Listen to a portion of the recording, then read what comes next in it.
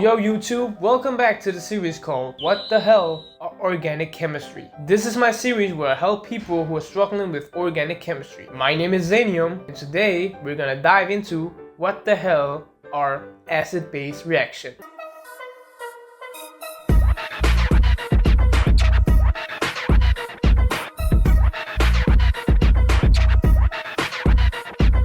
So organic chemistry usually makes you start with molecular kindergarten, like how atoms hold hands, how we draw them repeatedly, how molecules look in 3D, and how they wiggle around like they have too much caffeine before you're allowed to touch reaction mechanism. Except acid-base chemistry, which absolutely refuses to wait its turn and kicks down the door very early. So it's the tutorial level for reaction mechanisms, which I will cover in a video. Don't worry. And if you skip it, the rest of organic chemistry will feel like Dark Souls on the hardest difficulty and you have only 1 HP. So, what the hell is an acid? So you probably heard the word acid, right? Like something that melts shit or used in potions and games and stuff. Or like the Pokemon Mux attack acid spray. Or acid like the drug. So basically in simple terms, an acid is just a molecule that can donate a proton. And a base is a molecule that can accept a proton. They are also known as Bronsted-Lowry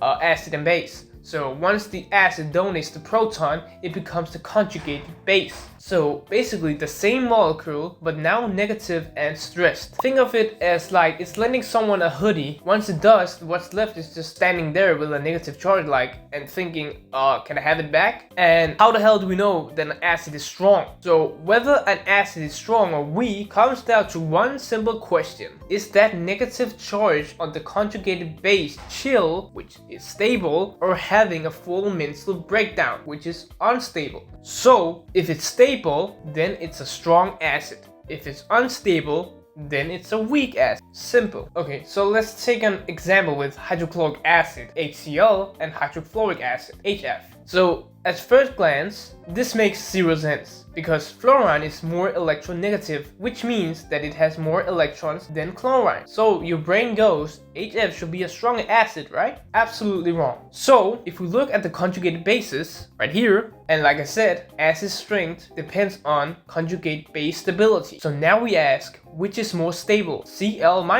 or F-, which is chlorine or fluorine? And fluorine and chlorine are in the same column of the periodic table. So this time, electronegativity is not the deciding factor here. Atom size is. And fluoride is a tiny molecule. And a negative charge cramped into a small space makes the electrons very stressed and claustrophobic. And that's bad. And chloride, Cl- is much bigger than fluoride. And the charge in chloride spread out so the electrons are chilling, having much better than fluoride. So even though fluorine wants electrons more, actually handles a negative charge worse than chlorine. And now you're probably thinking, what do this mean for acidity? Well, fluorine is more stable than fluoride. Therefore, HCl gives up its proton more easily, and therefore HCl is the stronger acid, while HF holds onto its proton. Because fluoride hates being negative and immediately wants its proton back. So HF is weaker than HCl because fluorine is too small to handle that negative charge.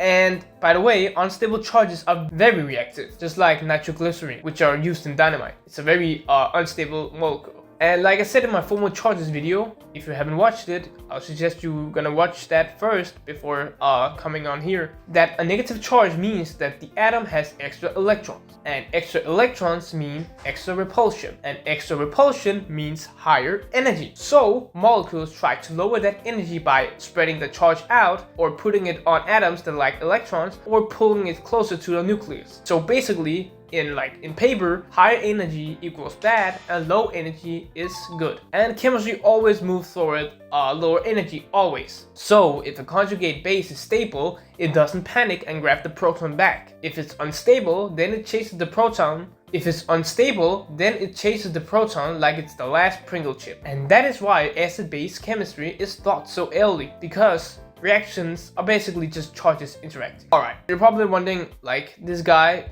saying Oreo, what the hell is that? And to judge charge stability, we use Oreo. Oreo is the 4 factors which I will explain one at a time. starting off with A for atom. So the first question you always ask is, okay, who's holding the negative charge? Here's an example. Let's say that one molecule has a negative charge on oxygen and another has on sulfur. So who's doing better mentally? aka holding that negative charge better. And to answer that, we pull up the periodic table and look at two trends, the same row and the same column. So first, the same row where the red arrow is. Let's give an example like carbon versus oxygen. We can see that both are in the same row, so who's more stable with a negative charge? That is oxygen. And you may be wondering why? Why is it oxygen? Because electronegativity increases as more you move right on the periodic table. And so more electronegative equals better at handling extra electrons. So a negative charge on oxygen is way more stable than a negative charge on carbon, because carbon is not built for this shit. Now,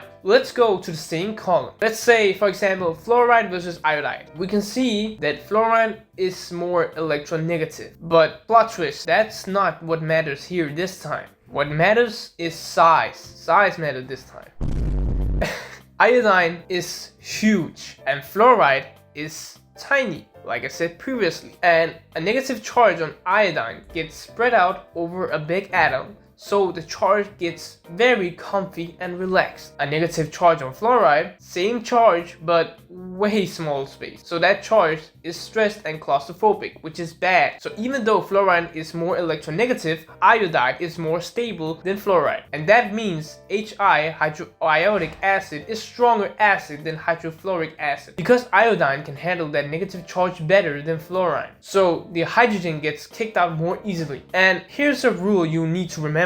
So same row equals electronegativity wins, and same column equals size wins. And electronegativity is a stronger effect overall. Let's bring it back to oxygen and sulfur, like the one example we was at the beginning. We can see that oxygen and sulfur in the same column, and so sulfur is bigger, which means it has more space and the charge to chill. Like the charge is very chill on sulfur than in oxygen. So a negative charge on sulfur is more stable than a negative charge on oxygen. That's basically it. So this is more stable than this. And boom, that's basically factor one, atom. Alright, let's do some small practice. Compare the two protons highlighted below and determine which one is more acidic. Alright, so first we're gonna kick out the proton. I'm just gonna like draw it all over again, like the molecule, but this time what atom is more stable? And we know from the periodic table that nitrogen and oxygen are in the same row. So like we have carbon, we have nitrogen, we have oxygen, and we have fluoride. They are in the same row like this. And we also have boron, but yeah. They're in the same row, so we already know that oxygen is better handling the negative charge, which means this one is more stable than this one. So this proton is more acidic, this one. And yeah, that's basically it.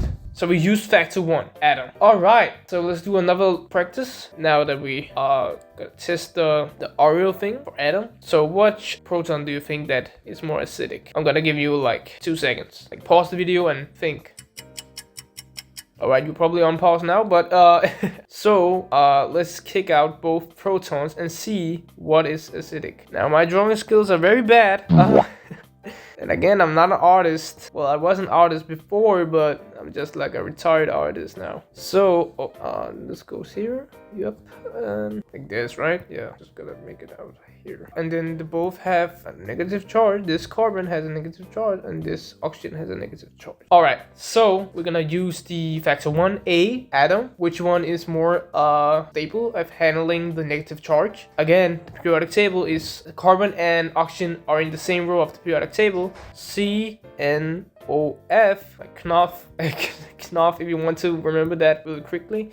We can see that oxygen is more electronegative than carbon, which means that this molecule right here is more acidic, or this proton is more acidic than this one. So, this proton right here, this proton is more acidic than this proton. So this one, and that's it. The same goes for this molecule. We first kick out the protons. So it's gonna be like, just gonna draw this very quick stable molecule on this, and a stable HOH. Which one is more stable, do you think, at handling that negative charge? Okay, so we have sulfur and oxygen. Sulfur and oxygen are in the same column, so like this. And the more we go down, the more bigger the size of the atom gets. And the bigger the size is, the better it is handling the negative charge. Which means sulfur this time is more better than handling the negative charge, which means that this proton right here is more acidic than this one. So this conjugated base. Yeah, that's basically it.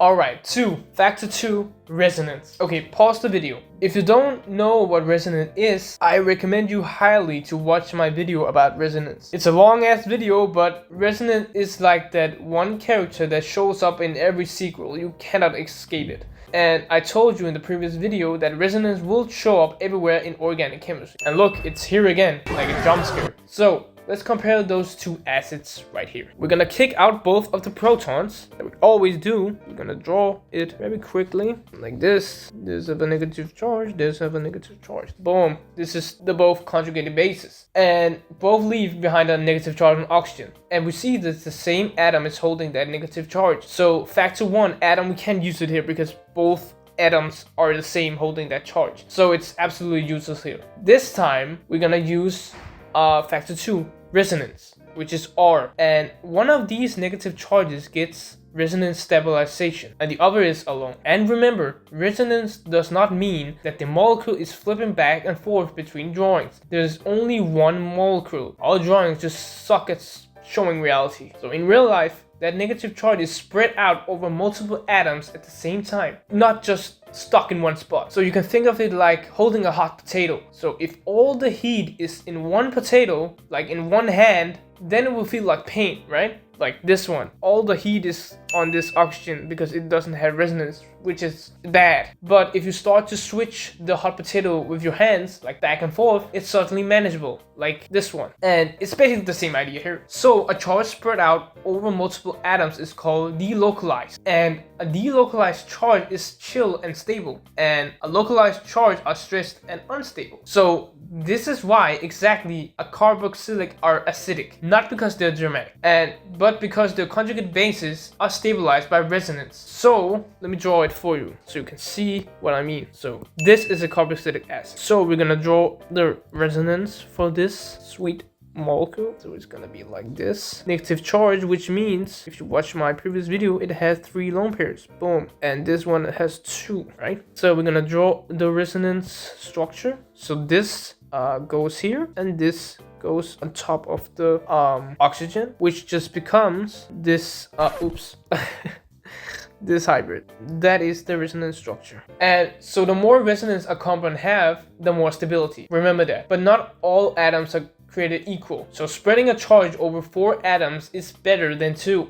But 2 oxygen atoms beat 1 oxygen plus 3 carbon. Why is that, you may ask? Because oxygen is just way better at handling negative charge than carbon will ever be. So here are the rules you gotta remember. The more delocalized, the better. A charge spread over 4 atoms is more stable than a charge spread over 2 atoms. So 1 oxygen is better than many carbon. And resonance stabilizes charges, and stable charges mean stronger acids. Alright, let's do some practice. Compare the 2 protons highlighted below and determine which one is more acidic. Alright, we have this compound here. Let's see here. We're gonna use A for atom, right? Factor 1. We can see that both atoms on the proton is connected is both oxygen, so A is useless.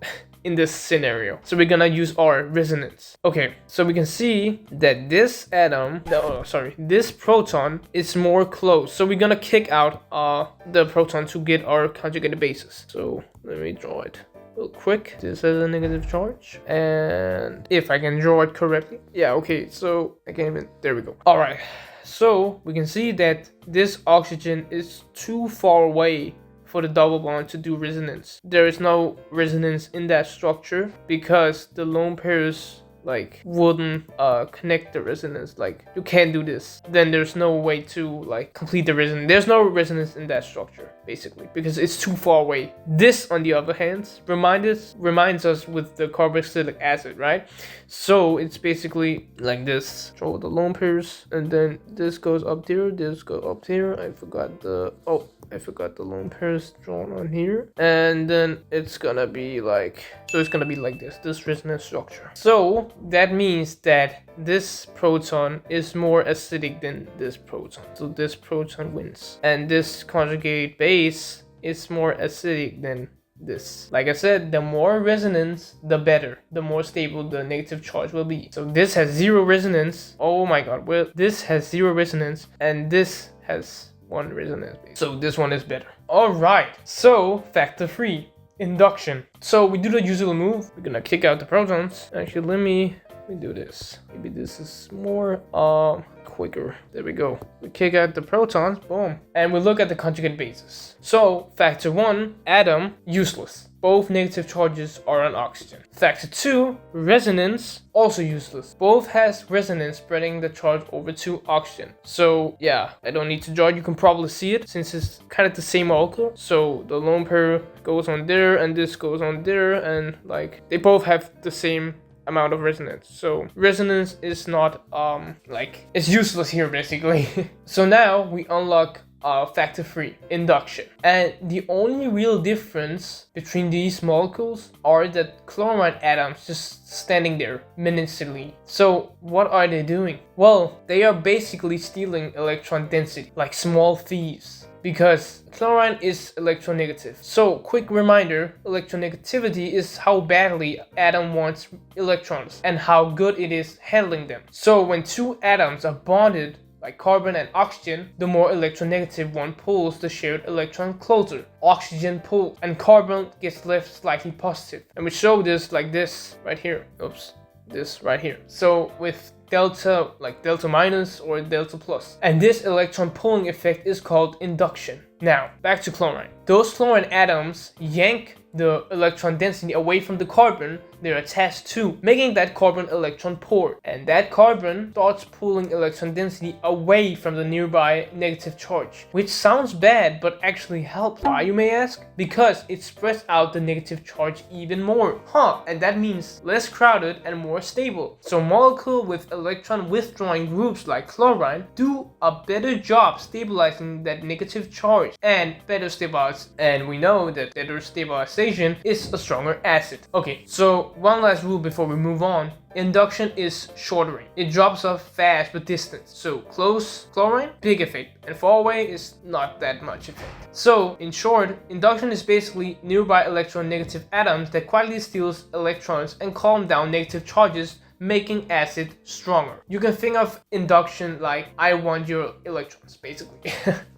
Alright, let's do some practice problems. So we have two protons. We're gonna see which one is more acid. Okay, so we start by drawing the conjugate bases. Okay, let me just, gonna remove this one and gonna remove this one. I have a negative charge here and a negative charge here. Okay, so we can see that the chlorine group, or like the free chlorine on the molecule, is way closer to this oxygen or this negative charge than this negative charge, and that automatically says that this one is more better at handling the negative charge because of the induction effect of the chlorine atoms. So this proton is more acidic than this one. That's basically it. Like this conjugate base is more stable than this one. So yeah, the more closer the oxygen is to the electronegativity like pulling atom is more better. So yeah. Alright, factor 4, orbital. So we do the ritual. We remove each proton and compare the conjugated bases. So let me remove those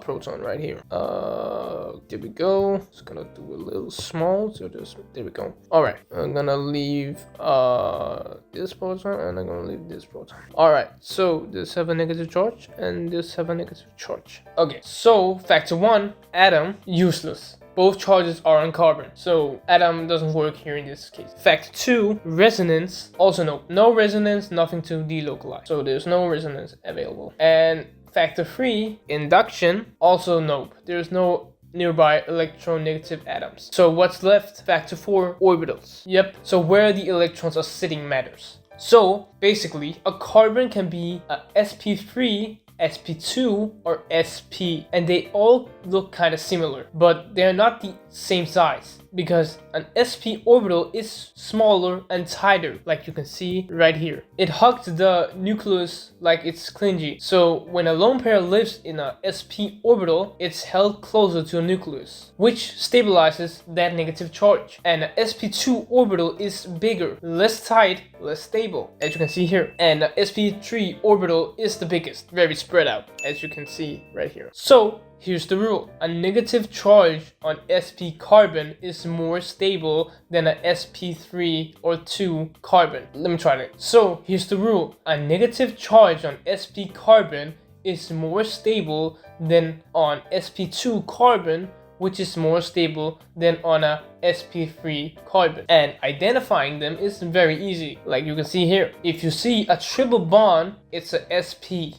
When you see a double bond, it's a sp2. When you see a single bond, like single bonds, it's a sp3 orbital, like sp orbital, sp2 orbital, sp3 orbital. Basically, that's the 4 factor, okay? This right here, this molecule, those 2 conjugate bases, if you're gonna use the orbital factor, this one is more stable than this, since the lone pair is sitting on an sp orbital, like the triple bond, than a single bond. So this proton that was here is more acidic than this. That's basically it. Okay, so let's compare these two. We're gonna compare these 2 conjugate bases, alright? Gonna draw them again. Oops. Yeah, I'm gonna just remove this one and remove this one. There we go, and it's gonna have a negative charge. Okay, we see that one has a negative charge on nitrogen and one has a negative charge on carbon. So factor 1 atom immediately screams a negative charge on nitrogen is more stable than on carbon, right? But factor 4 orbital pulls up like, hold up, because that carbon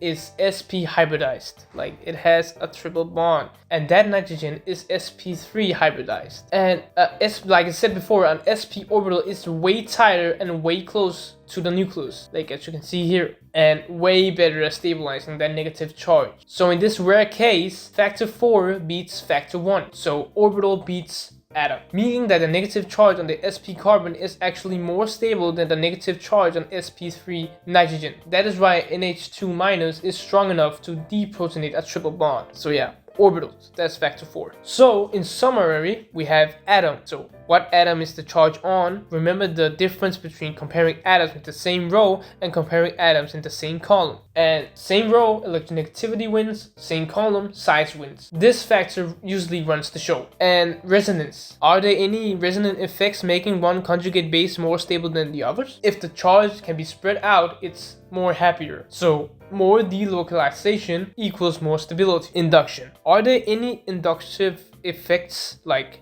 electronegative atoms that stabilize any of the conjugated bases? So nearby electronegative atoms quietly stealing electrons and calming things down. And the last one, orbital. In what orbital do we find the negative charge of each conjugate base that we are comparing? So sp beats sp2 beats sp3. Smaller, tighter orbitals equals happier electrons. So most of the time you start at factor 1 and you don't even need the others. And that is basically Oreo. Alright, we're gonna do a little practice exercise. Now we're gonna use Oreo. Compare the 2 protons highlighted below to determine which one is more acidic. I'm gonna draw those molecules. Kick out the proton always when starting these assignments. So when you see compare the 2 protons highlighted below to determine which one is acidic, you just have to firstly start kicking out the protons and reveal the conjugated bases of the molecule. There we go. Remove this one. I'm gonna remove this one and add a negative charge. There we go. Okay, so we can use Oreo. We can start with A for atom. So we can see the first conjugate base has a negative charge on the nitrogen atom, right? This one right here. This is the first. While the second conjugate base has a charge on carbon atom, this one.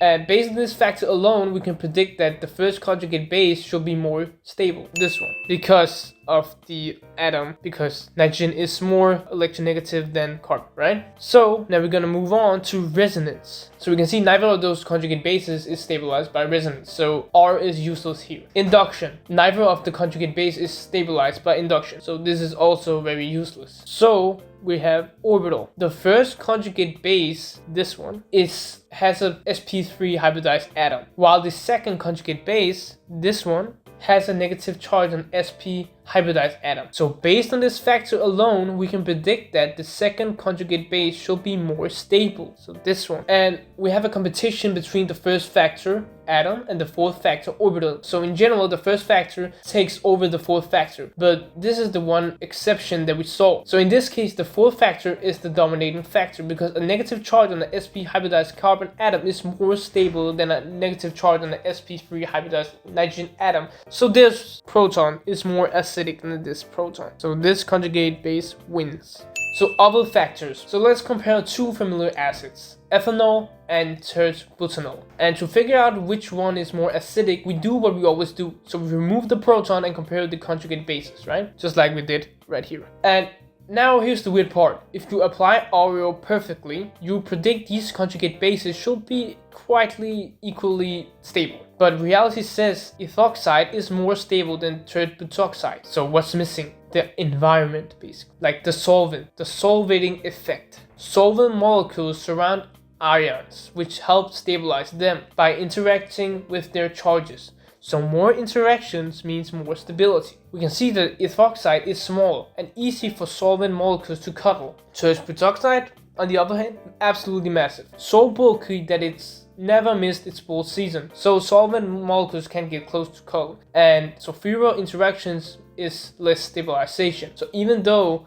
tert-butoxide looks fine on paper, ethoxide gets way more help from the solvent, making the stable overall, and that's why ethanol is more acidic than tert-butanol. And an important note, salivation effects are real, but they're usually weaker than the four main factors, like Oreo, atom, resonance, induction, and orbital. So it should be like Oreos, like the S is super small. Sounds like a cereal brand, but yeah, it's there.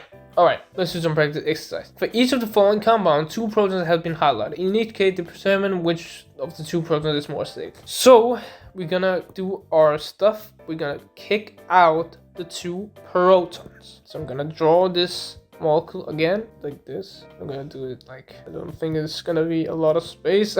Proton in each molecule. So we get our conjugated base like this. So in order to compare the acidity of the two highlighted protons, we remove each of them one at a time, just like I did, right? And next we compare these conjugate bases and consider which one is more stable.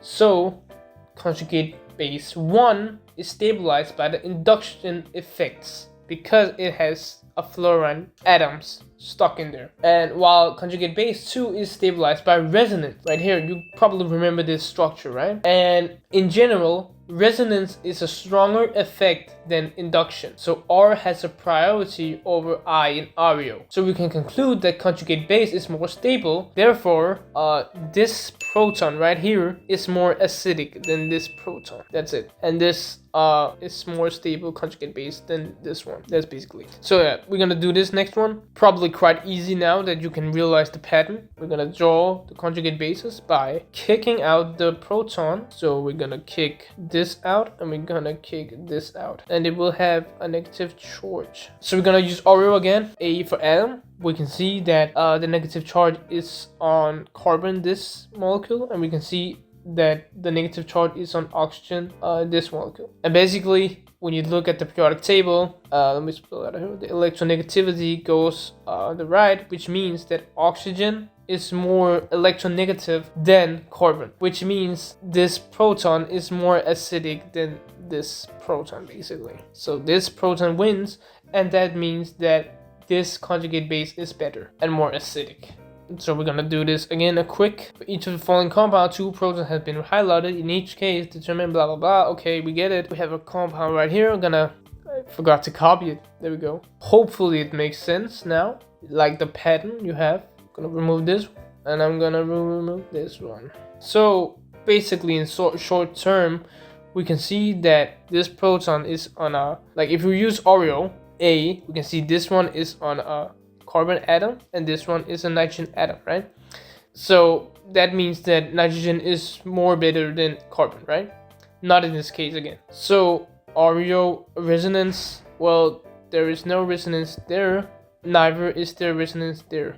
so resonance is useless. I, there's no induction effects, so this is also useless. O, orbitals, aha, this one is on a triple bond, which means it's on a sp hybridized carbon atom, like a sp3 orbital. And like I said, sp3 orbitals are more stable than a sp3 orbital, which is on the nitrogen. So this hydrogen is more stable. So this one is a more stable negative charge than this one, which means that this hydrogen is more acidic. That's basically it. Okay, so this atom right here, I'm gonna do the same as we did. Kick out the hydrogen atoms, right? If there's any space left, I guess.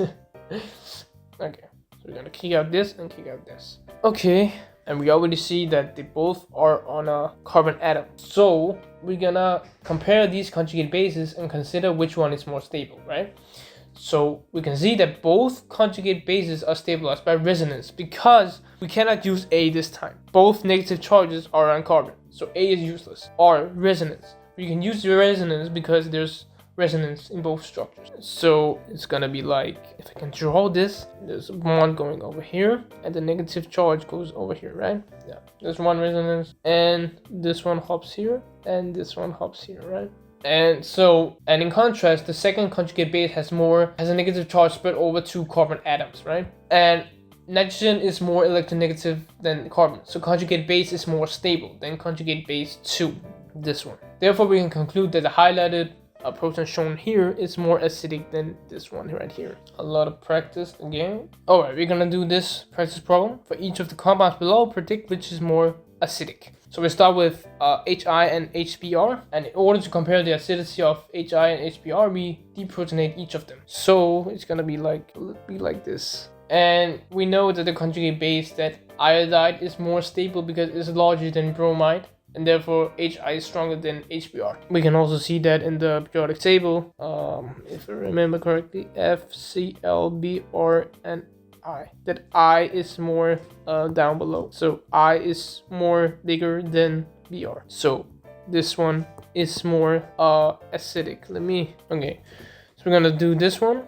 We're gonna kick out the proton and reveal their conjugate bases. So this one becomes NH2 minus, and this one becomes OH minus. And we're gonna predict that the negative charge is on oxygen than nitrogen. And with Oreo, we know that oxygen is better at handling that negative charge than nitrogen, which means that this one is a better acid, or like a stronger acid than this this one. The same goes here very quick, that we can see that it's either a nitrogen and a sulfur, and with a conjugate base, let me draw it real quick, like this, NH, like this, that this one is more better handling a negative charge than the nitrogen, because sulfur is more electronegative than nitrogen. So yeah, this one is more acidic than this one. I'm just using Oreo, as you can see. Just like right here, this one, I'm gonna kick out the hydrogen. Gonna be like this, conjugate base. And again, sulfur is better at handling the negative charge than oxygen, which means that this one is more acidic than this one. Again, we can see that atom doesn't really matter. Oreo, both are on the carbon atom. The hydrogen, I didn't even draw the hydrogen, is right here, like right here, the hydrogen. So atom doesn't really matter. Resonance doesn't really matter here. Induction effects doesn't really matter. There's no electronegative atoms available. Orbital matters because the negative charge is on a sp hybridized orbital right here on the triple bond, then on a double bond, which is a sp2. So an sp orbital always beats a sp2, which means that this compound is more acidic than this one. Just like this. What do you think that these one are? What are the more acidic? Okay, so if we remove the proton, the conjugate base, like if right here, we can see that A in Oreo atom, nope, doesn't work because both charges are in oxygen. R, nope, there's no resonance. I for induction, there's two electronegative atoms on the structures, which means that we need to figure out which more is electronegative. And we all know that fluoride is more electronegative than chloride, right? So this automatically says that this one is more acidic than this one. So fluoride is most electronegative atom on the periodic table. Remember that always. And that's, whoa, that looks like a so yeah, that's basically it. All right, so what the hell are pKa? Basically, pK is the score that tells you how badly an acid wants to give up its proton. That's it. That's the whole thing. So think of it like a letting go number. If the pK is low, the acid lets go of the proton easily. If the pK is high, the acid is very clingy and does not want to let go of the proton. So a low pKa is a strong acid. A high pKa is a weak acid. That's basically it. So you can see right here that hydrochloric acid is more acidic than this molecule, phenol, and ethanol. So a phenol is more acidic than ethanol. That's basically it. That's a pKa. All right. So predicting the position of the equilibrium. Yep. All right. So we stop just ranking acid right now and start predicting outcomes. So picture this as a proton tug of war. Two bases, A- and B-. Both want the same proton. There is not enough protons to go around, so it's chaos. Sometimes A- grabs the proton, so it becomes HA. Sometimes B grabs, so it becomes HB. If you freeze time and count, you'll see some HA and some HB, and what decides those numbers? Stability. Always stability. If A- is more stable, then A- is totally fine staying negative. No panic. So B- does most of the proton grabbing. If B- is more stable, then B- chills with the negative charge and A- does the proton hunting. Another way to see it, the equilibrium always leans toward the side with the more stable negative charge. Stable charges don't mind existing. Unstable ones immediately want a proton. So the rule is brutally simple. Equilibrium favors the weaker base. Why? Because weaker the base, the more stable negative charge. So if A- is more stable, equilibrium shifts toward A-. And if B- is more stable, then the equilibrium shifts forward B-.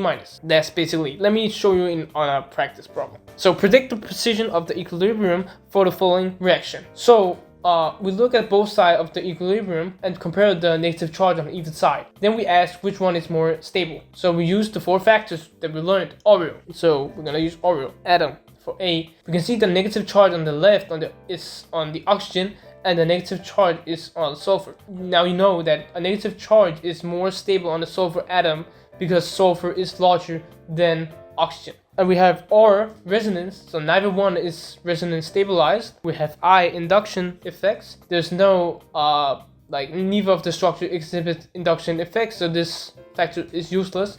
And orbital, there's no difference between left and right. So but based on factor 1, we can conclude that the one on the right is more stable, and therefore the equilibrium lies to the right. So we're gonna draw it like this. So H2S plus this one minus charge, and then we're gonna draw like this one very large, and HS minus plus. So it's gonna look like this basically, because sulfur is stronger than oxygen handling the negative charge. So we just use Oreo basically. Like the next example, let me tell you, you can see that this compound already has resonance. Like I don't need to see it. Like so we use Oreo. Like I'm gonna restart that. Okay, so basically like this problem also, we're gonna do the same thing like we did. We're gonna use Oreo, A for atom. That was an ugly A. Both negative charge is on oxygen, so this doesn't give a shit.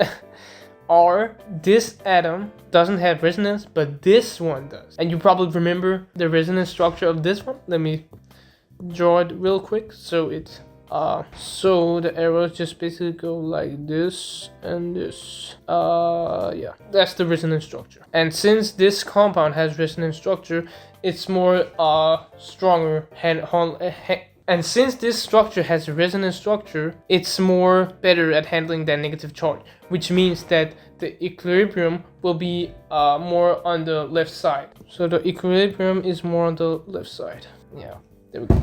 basically like that. Alright, so acid-base reaction and mechanisms. A mechanism is just a play-by-play of where the electrons go during a reaction. Alright, so sometimes reactions have many steps. Acid-base reactions, one step. We use curved arrows to show electrons moving, and you might remember the same arrow you used for resonance. But here's the upgrade. In mechanisms, we are allowed to break single bonds. Huh, that's a new one. And why, you may ask? Because now we're actually showing a reaction that's actually happening. But some rules still apply, like the octet rule, and second row elements do not get more than 4 bonds. And every acid-base reaction is the same. Every single one. So arrow number 1 starts at the base and points to the proton. Arrow number 2 starts at the bond holding the proton and points back to the atom that was attached to it. That's it. Just like this. This is the formula. The base grabs the proton and the bond that connects the proton hops to the acid. That's it. So once you practice, you'll realize that acid-base mechanisms are on repeat, running back like a loop track. Like, let me show you in this example, like in this practice problem. So easy. Show a mechanism for the following acid reaction. We see that this molecule has a negative charge and this molecule has a proton. We're gonna use a formula that this atom right here, it grabs the proton. Oh, I forgot the damn bond. Right here, there we go. And okay, so this grabs the proton and the proton hops back, which then creates there. It has the proton right here, plus the same here. Show a mechanism for the reaction that takes place when you mix the amide ion H2N- with each of the following compounds. Remember that you need to look out for the most acidic proton in each case. Okay, so it's gonna be like, this has a negative charge. Interesting, right? So it's gonna attack this acidic proton since it's on a sp hybridized orbital, and for Oreo, it's better at handling the negative charge, right?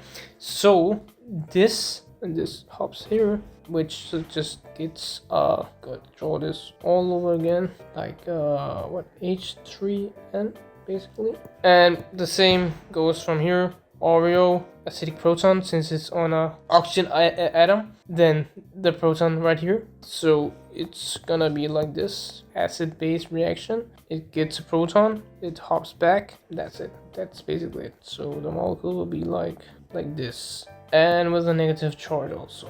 There we go. That's it. Basically, it's the same structure when coming from acid-base reactions, like this one, like I showed you right here. The base attacks the proton, and the proton bond hops back to the atom it's attached to.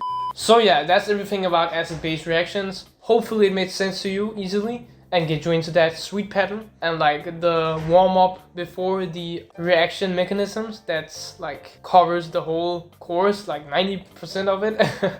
So if this video helped you, make sure to hit the like button, and also comment down below what else I should cover next, or just honestly just say hi in the comments. And join the Discord down below for like homework help and meet other nice people who just there to help you understand chemistry. Or you can just chill with us and grow as a strong SP hybridized community.